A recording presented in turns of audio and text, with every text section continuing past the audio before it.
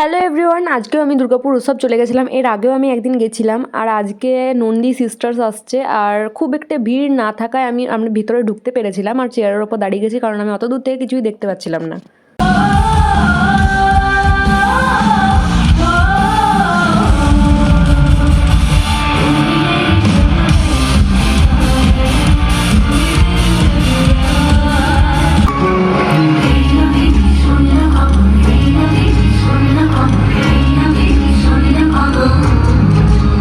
যাওয়ায় ওদের যে ভালো ভালো গানগুলো যতগুলো ছিল ওগুলো সবই কমপ্লিট হয়ে গেছিলো। আর তার মধ্যে থেকে একটা ওর ফেমাস গান আমরা শুনতে পেয়েছিলাম, ওই যে গানটা তোমরা শুনলে। আর তারপর শীতের মরশুম, পিঠে না খেলে হয়, আমরা দুরকম পাটিসাপটা নিয়েছিলাম, একটা নারকেলের একটা ক্ষীরের খেলাম, ভালোই লাগলো।